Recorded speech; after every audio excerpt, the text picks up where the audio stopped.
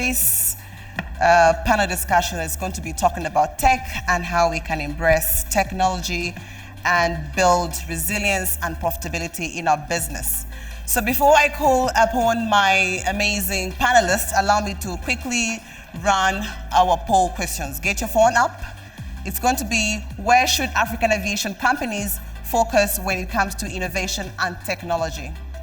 Is it on distribution, asset management, payment systems, artificial intelligence, customer service? In a bit, we shall get the results. So I will request everybody to give us a round of applause as I invite each and every panelist on the stage. First on the stage, please allow me to invite Javed Malik, who is the chair of the advisory board at Innovating. A round of applause, please. He's a dynamic leader who has over 27 years, has worked with various organizations from a group CCO of AirAsia, CEO of Bangalore Airport, and the Vice President of Network Operations at Qatar Airways. Currently, he sits as the chair of advisory board at Innovating. Second on the stage, I have Preston from Technodyn International.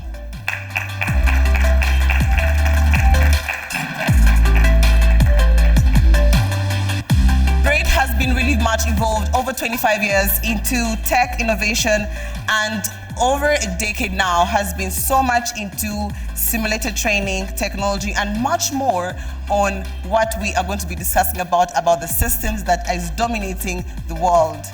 The third and not least, we have Manish Shrivastava, the co-founder of Tourish. Please, a big round of applause, please.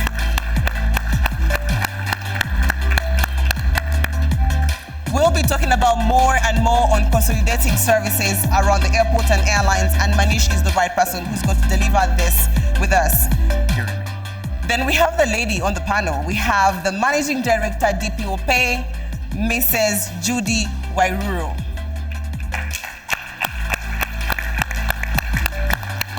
Before joining DPO Pay, Judy was an airliner, has worked with KQ and Qatar Airways, representing on various organizations and roles in those both companies. So welcome, Judy, on the stage.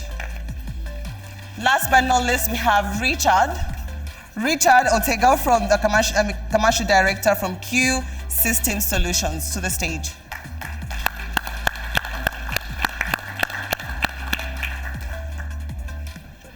Where do you sit? I'm joining you. Right. I'll take this. Before we get started, I think I will need to just not dive into hard conversations. The first thing I think about when I come to Nairobi is, I'm from Rwanda. Every time we have delegates in the country, we tell them, you must visit our beautiful country. So if it's your first time or you are visiting Nairobi, what's on your bucket list when you think about Kenya? For Kenyans, you will have to give us suggestions. What must I do when I'm here? I could spend a day or two extra after this summit. So I'll start with you, Richard. Yes, I will do that. I will spend 3 more days in Kenya and try and explore the country, definitely. All right. I do 2 things, play more golf and go and eat McFries. 2 favorite things in Nairobi. Oh, awesome. For me, it has to be safari. Africa is all about safari. Even though we have in South Africa, Kenya is safari. Yeah, couldn't agree more. Safaris is what I would go for. Yeah. Awesome. Judy, you must tell us what to do, apart from safaris. We have very beautiful beaches down at the coast. I'd recommend Diani for sure. It's a world-class beach. We also have mountains, Mount Kenya, for those who are hikers. Quite a number of activities. We have a rally coming soon, next weekend. So we have quite a lot of activities in Kenya. Awesome. So let's go dive directly into our matter of the day. Where do we begin from? I'll start from Javed Malik, who is our advisory board at the Inc. We need to understand the solutions that you're providing to the airports and the airlines. Give us a pitch. What are you doing now for us? We really are about creating a connected ecosystem really of the journey the passenger takes. You might hear a lot, and you probably would have heard for many years, seamless journey and the sort of AI technologies that are out there. But frankly, it's really understanding for us, what is the experience that you want to give? And we create solutions that match or meet that experience. And it's really defining the experience. Whether it's in the check-in, the booking, the boarding stages, or even in flight, whether it be with entertainment. We create software and hardware technologies together with our partners that are really fit for their purpose, but also really connect the experience so that you can describe the best touch points to the customer, rather than just try to create what I don't believe in. I don't believe in the terminology seamless, because I don't believe it can be seamless. There are too many seams that come apart in an airport and an airline, making it very bumpy along the way. And every airport, especially in Africa, is not to the same standard. They're not the same scale. And so you will have varying service experiences. Making relevant experiences is what we create with our software. And my role to Inc. within a company called Inc. Plus is to provide the advisory around airlines and airport experiences, operations, and where are the gaps and where are the opportunities that you could connect or monetize and really try to drive costs down to be able to spend money in the right space, which is the customer experience. Great. If I can just quickly have Manish also speak on it, because I understand your solution is all about consolidating the airport services. And Malik just also mentioned about seamless experience, and it's not a word he wants to use lightly. So tell us about what you're doing in that space. And when you talk about consolidating all services, are you looking at automating them, mobility? In that space, what are you doing, and what kind of a solution are you providing currently? Thank you. I think fundamentally what we are looking at is, if you go back, and sorry if I take a couple of minutes or 30 seconds to say, when we started the industry, we were small, we started with certain processes, and what has happened, particularly in aviation, that they did a lot of advancement when they started, but as they went along, they kind of stuck to their processes. And today what we are seeing here, predominantly in Africa, where the aviation is picking up now, as we heard all in the morning session, the processes are still there, old. And so what I am trying to do together with my colleagues and my partners is to basically relook at the process, say where is the potential, and bring about this ease which you can bring. So let me keep the seamless word out. So ease of travel for the customers. And in doing so, also support airports and airlines in optimizing their processes. Did that answer your question? Yeah, I'll come back to that. Thank you. Thank you so much. We'll come back to easing the process, because we're talking about departure control systems and what more can we do, especially when it comes to infrastructure and ease of passenger movement. But we also have the commercial director from Q. Amazing Solutions. I've been reading much about the work you're doing. Do you mind if you can elaborate more on the solutions you're providing, especially on the African continent? Sure. Q exists since 2003, so we are now a grown-up company, 20 years in the business. We provide a passenger service system and integrated solution, so everything that is related to ticketing and sales, right? With additional solutions, for example, analytics with business intelligence, our own GDS to allow airlines to distribute their content directly through travel agencies. And other things, we come from Argentina, so we have some kind of similarities when it comes to complex environment like we have in Africa. We have to be inventive and innovative. We embrace technology because we think that traditionally our continent and Africa lack of technology support. Because of infrastructure mainly. So we were one of the first to migrate all our servers to the cloud 6 years ago. And in order to reduce cost, that was one of the main driver. And so and we expand and we develop new things like, for example, Web3. That's a nice product we can elaborate later on. But again, having in mind the airline and how they can use technology, but at the same time, that is not going to increase their cost, because we are a low-cost country, Argentina, so that's an advantage when it comes to providing our solutions to the airlines. Great, thank you.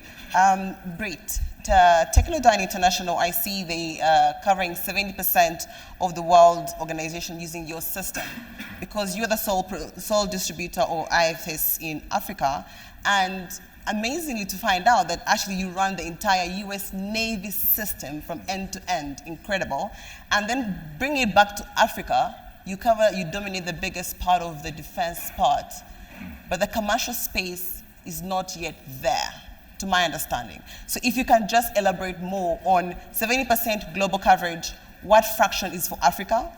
And from Africa, what fraction is actually for commercial? And what is your plan on ensuring that everyone gets a test of your system?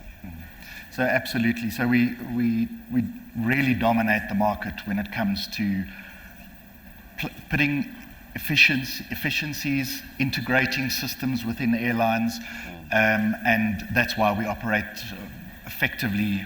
So I think it's about 430 million passengers per year fly on aircraft that are operated and maintained by Technodyn IFS. Africa is a smaller segment, there's no doubt about it.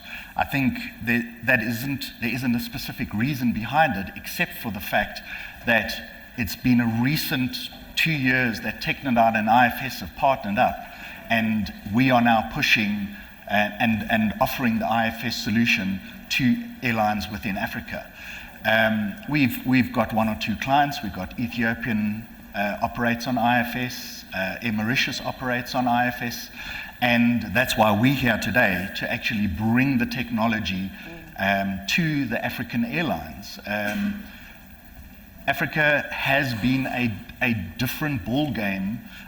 We always hear that a lot of the older aircraft are being pushed out into Africa. That was historic. Now we're seeing, as we've just had the panel discussion, we've got Embraer, we've got Airbus, we've got ATR all here, and they're not pushing old aircraft in, they're bringing the new technology in.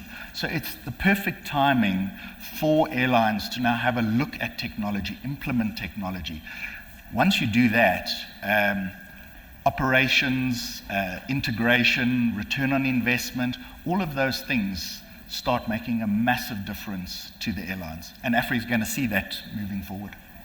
So before I go to Judy, you've just mentioned something interesting. You are now currently serving Air Mauritius and Ethiopia Airlines. And typically these are more structured airlines, so to speak, because they have more particular type of aircraft, Airbus, Boeing.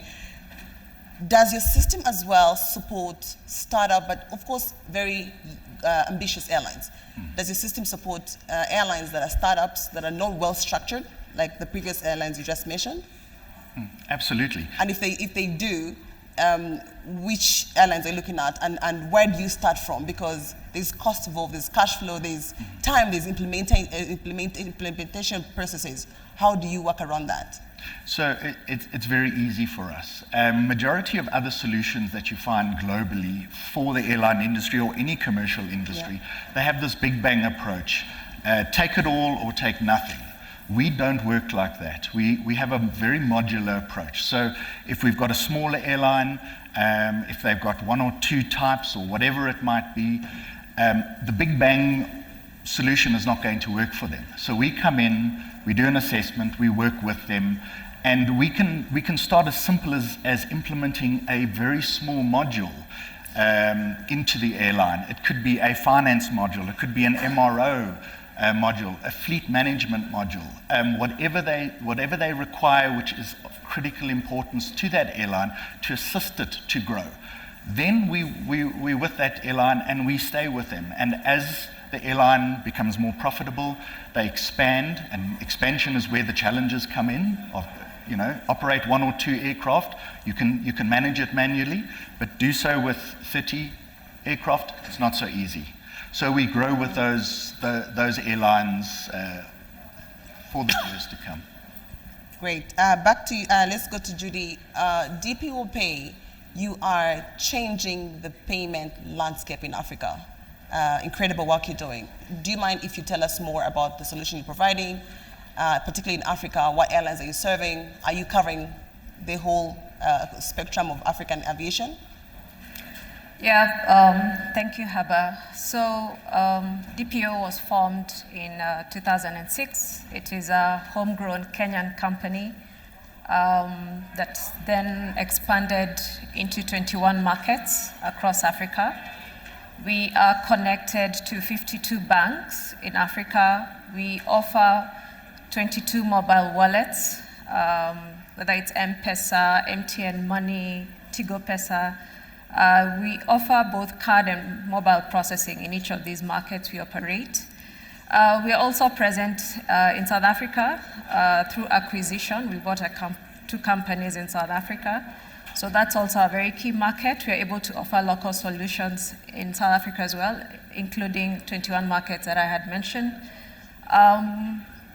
Other than that, we process for 40 plus airlines. Our solution is built for airlines, and more so airlines in Africa, to enable you to collect payments seamlessly from your customers with a very simple way. So if a customer wants to pay their mobile money, they can buy a ticket with mobile money. If they want to pay with their card, which is a local debit card, we are able to process that through a local bank. So we are making it easy, seamless for customers to access travel. Other than that, we are also very specialized in fraud, having been in the industry in the last 17 plus years. So we've been able to build a very robust fraud system that is built for Africa, that looks at data across different markets. So if you use a card to purchase an airline ticket and it's fraudulent, you can't come back to a system and use a mobile money. We'll be able to track the patterns. So we have fraud data for Africa using Africa transactions. So we're able to track and protect our airlines on a fraud. Our fraud levels are way below 1%. I think they're 0.2%. So we guarantee security, safety, as well as a seamless payment solution. Right. Let's shift gears a little bit. We are now talking about profitability and investing in technology. We have airports, airlines, new airports, perhaps they have some sort of system that is working for them. What solution are you going to bring on table and say, with this, we will not perhaps allow you to put down your airport, build it, expand it, use the current infrastructure that you have to be able to maximize profitability and also build a smart airport? In that space, I think it's a question for everybody. If you can have a say or two about what do you think that must be done currently without, depleting airports' accounts to be able to develop a smart airport. I think I'll take that from a payments perspective. We can offer biometric payments. So this will be seamless and easy for the customers wherever they need to pay, whether it's a duty-free. What does that mean? Biometric payments mean that you can either use your fingerprint to complete a payment instead of swiping your card, putting a PIN.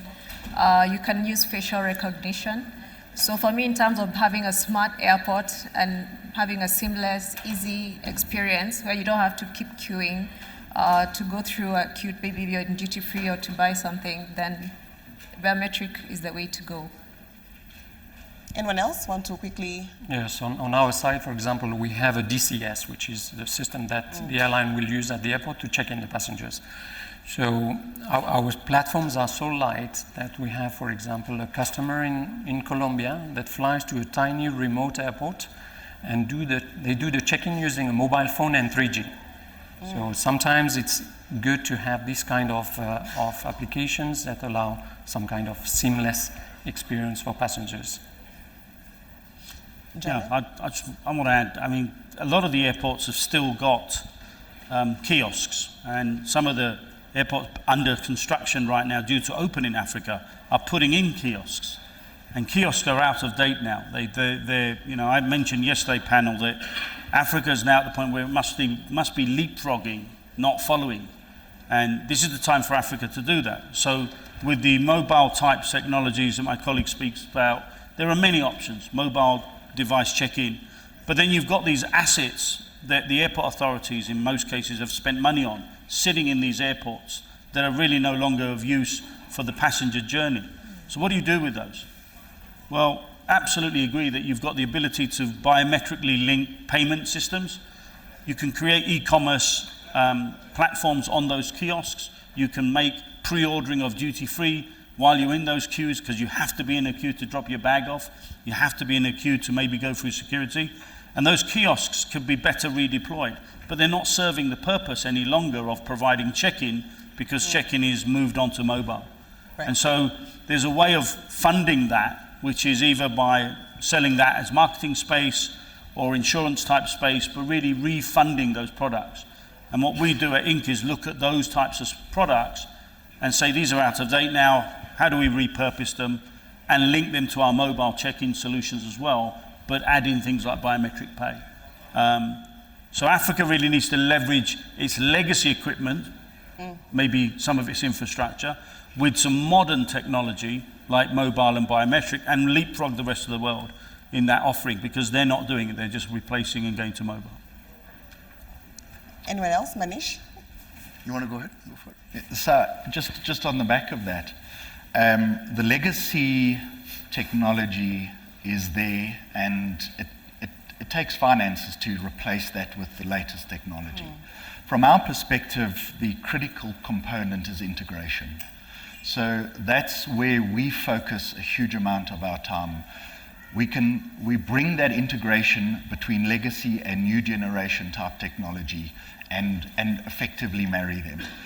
It can be for a short period of time until the airport or the airline or the company has the funds to move over and implement new technology all the way through.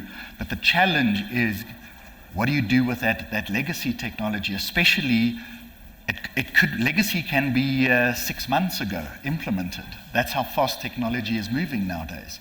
So you can't just throw it out, but integrate it into the newer stuff, new technology, greater efficiencies. It brings an exceptionally good return on investment. Manish, please. Right. So just taking on from there, we really need to move.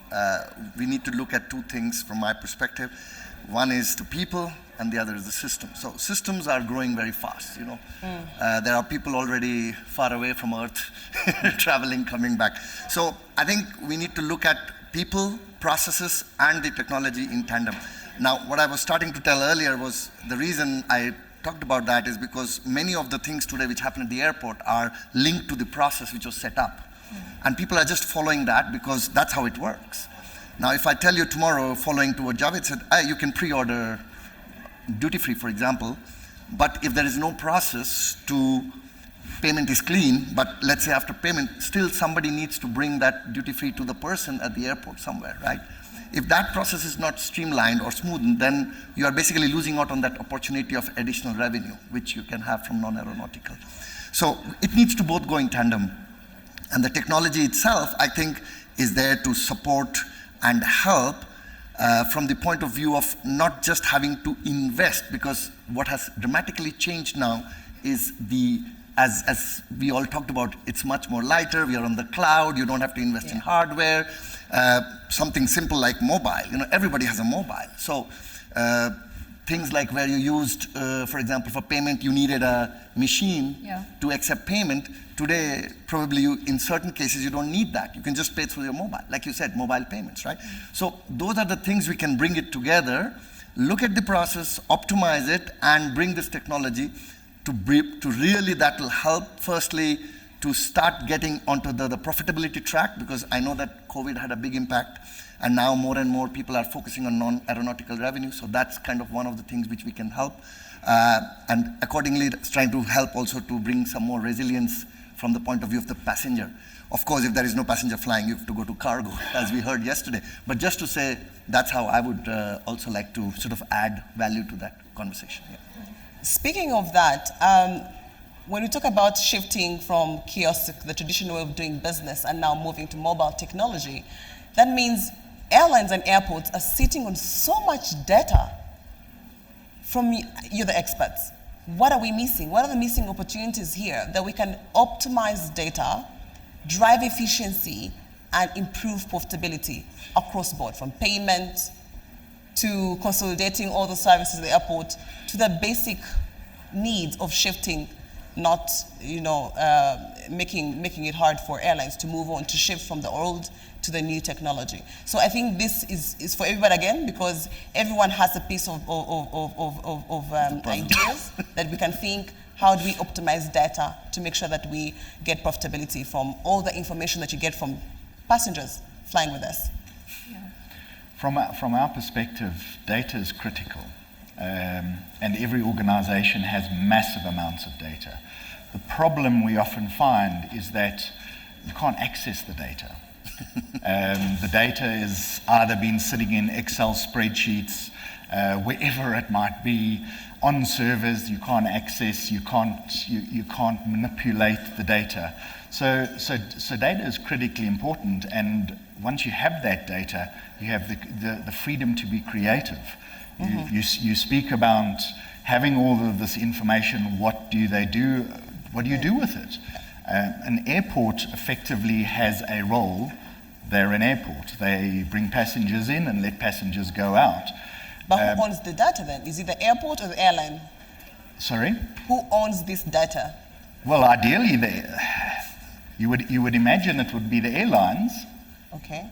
I don't know if the airport actually holds the data. Do they hold the data? Airport doesn't even get the data. Half the time they don't have the data. That's one of the biggest challenge we have. And just borrowing on that to continue.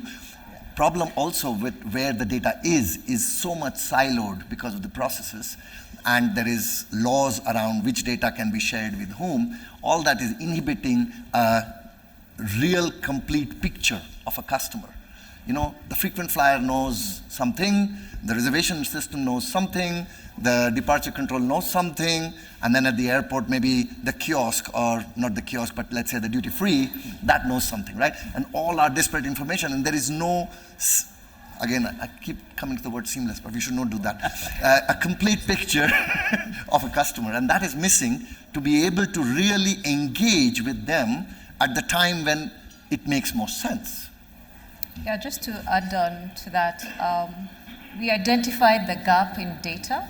And what we have done with airlines that we process for, we are able to process, if we are processing all their channels, that's their CTO, their BSP, their web.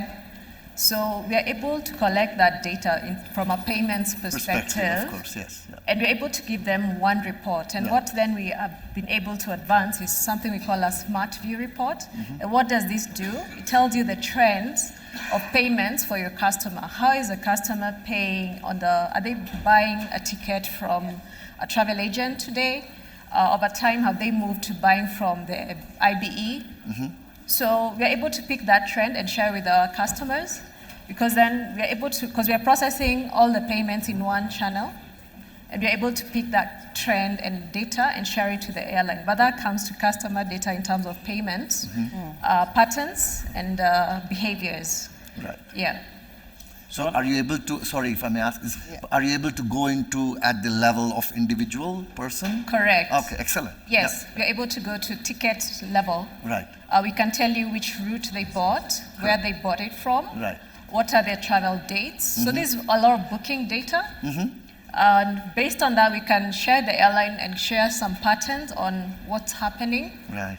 If it's a market, for example, US, BSP, what's happening, what period do they come to Africa, how long do they stay during their holidays, which destinations. So we're able to pick those kind of data and share with the airline in detail, and they're able to make decisions out of that. Excellent. Nice. Yeah. Malik, do you have any? Yeah, I don't think data is the problem, actually. I will be a bit controversial on these, but the reality is that you've got to find value for an offering, right? Any business has to have an offering. If the airports don't figure out what that offering they want to give, the data is an enabler for that. Understanding the customer, and I'll share my experience. I fly into Nairobi 4 times a year. I play golf. I travel with my golf clubs every single time. I'm a frequent flyer gold card holder with 2 airlines. They know that every single time. The airport touches my bag by putting my golf bags, and there were 9 of us the other day on the flight, 9 golf bags, onto the baggage belt. That's the airport touching my bag, not the airline. But they don't have that data, and yet I should be walking out, before I get in my cab, I should be getting the top 10 golf clubs of Nairobi, for example, offering me a deal to come and play. Because I haven't booked any. I come and go and play anywhere I can go and play golf. And yet the airport knows me traveling 4 times a year with these golf bags. And that's a revenue opportunity they're missing and an engagement opportunity they're missing. But if they don't think that that's a product that they want to create as an offering, they won't go and capture that data point. Absolutely. Yeah. Capturing the data is easy when you first figure out what you want to do with it. Right. Yeah. And that's where airports are really, the majority of them are poor at it. The really great ones have created and invested in the data architecture, the data partners, and they really map out data well. And they've got the Excel sheets. I've spent many years in some airports where we've spent 3 years just tidying up 25 years worth of data. But we'll make that investment because we've got a future plan of what we want to do with it. And I think it comes to having an IT, so there's a master plan that every airport should have, and we talked about it yesterday that many don't, but they need to have. But then there's an IT plan that they need to have. And if you don't have a digital roadmap as part of your master plan, you're not going to be able to say that data is going to be an important part of it. And the ownership question is easy. It doesn't belong to the airline, it doesn't belong to the regulator, it doesn't belong to the airport. It belongs to the individual. The data is very clear, and that's simply just turn off your Bluetooth and turn off your Wi-Fi. And if you're really, really pissed off, turn off your phone. You are now in control of your data. They can't get anything. And so really the passenger, the customer, is who we should be engaging with to say, what is it that you want from us? And then create the solutions.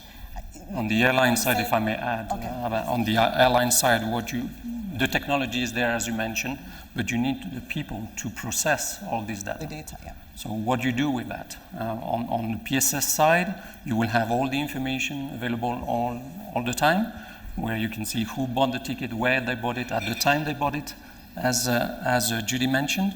But what do you do with that data? And that's critical. Okay, so we're about to open the floor for Q&As, if you want to make any comment, but then still on the topic of data, it is interesting.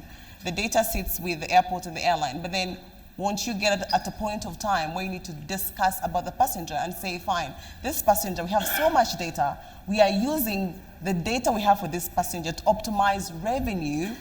Are you thinking about cashbacks to passengers or any incentives to offer to them? Are we at that level of conversation, or it's not yet there?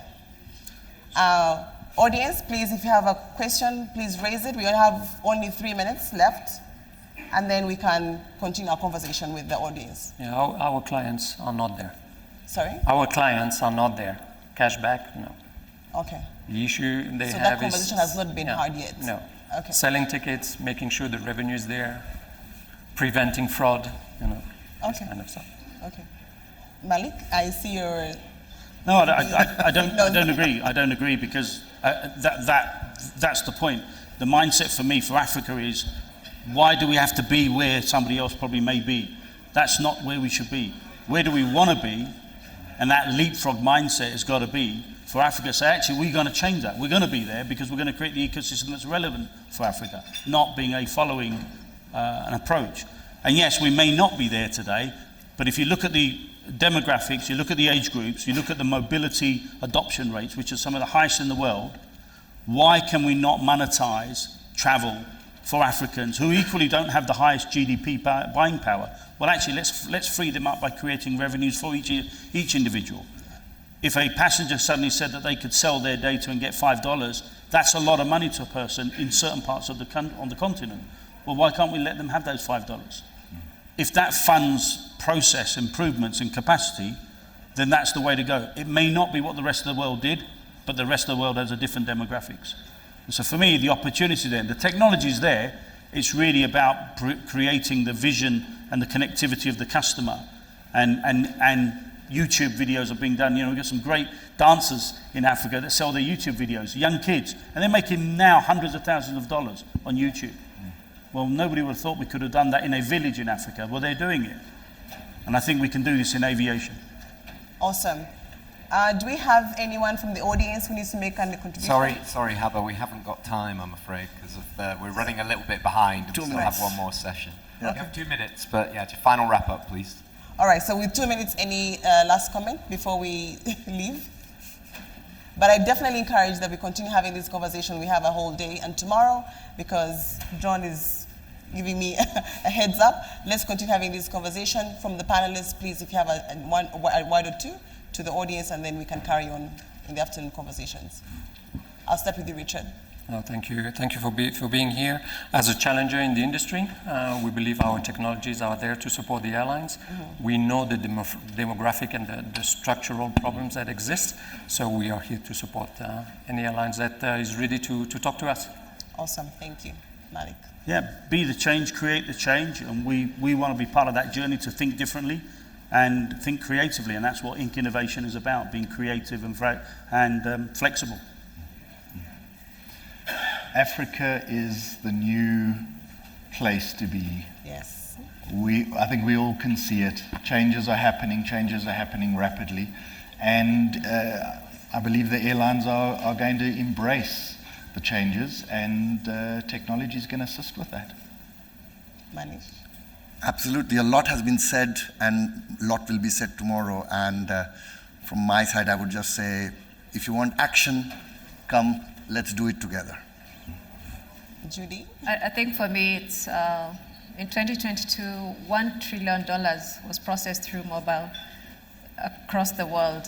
70% of that was done in Africa. We are pioneering in mobile technology. Are you playing in that space as an airline? Thank you.